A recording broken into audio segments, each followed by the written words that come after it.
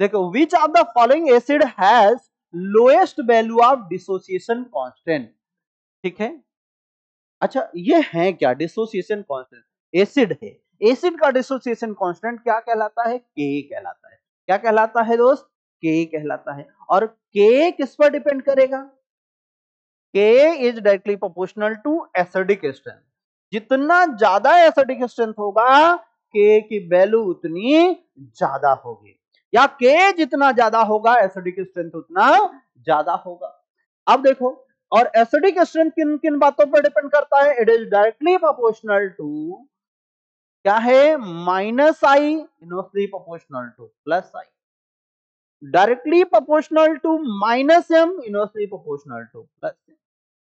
ठीक है, अगर कहीं पर एप्लीकेबल हो तो directly proportional to minus H inversely proportional to plus H. लेकिन ये कब एप्लीकेबल होगा? अगर कोई system aromatic system conjugated system आ जाए तो इनडायरेक्टली एप्लीकेबल होगा हाइपर कॉन्जुगेशन। ठीक है, अब देखो ये फ्लोराइड है, ठीक, फ्लोराइड है, दूरी बढ़ी, ये ब्रोमाइड है, ये भी ब्रोमाइड है। सबसे ज्यादा एसिडिक क्या है? फ्लोराइड पावरफुल माइनस आई है, डिस्टेंस भी कम है। तो ए का अगर ऑर्डर की बात करें, के ए के ऑर्डर की बात करेंगे आप, तो ए, आप तो सीधे आंसर करोगे लेकिन कंपेयर करवा दो उस टाइम पर, तो ए का सबसे ज्यादा आएगा, फिर आएगा, इसके बाद आएगा डी, डी के बाद क्या आएगा?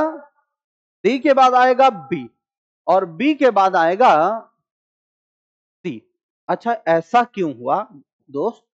ऐसा क्यों हुआ? तो याद रखें कि इसमें जब भी इंडक्टिव इफेक्ट लगाएं तो एक रूल याद रखना है, DNP rule. What is the mean of DNP? ये डी स्टैंड फॉर डिस्टेंस, सबसे ज्यादा इफेक्टिव है डिस्टेंस।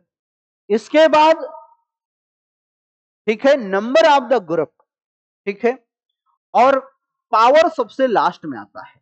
ठीक, तो देखो यहां पे जैसे हमने किसको किया? डी को किस जगह पर रखा? दूसरे जगह पर। ब्रोमीन लेस पावरफुल है, पावर कम है, बट डिस्टेंस किसके रिस्पेक्ट में? डी के रिस्पेक्ट में ज्यादा कम हो गई, क्लोज हो गया, तो इंडक्टिव इफेक्ट का इफेक्ट ज्यादा इंपॉर्ट हुआ होगा। तो आप बता सकते हैं कि सबसे कम किस में आया? सी में आया कि नहीं? के की वैल्यू लोएस्ट आई,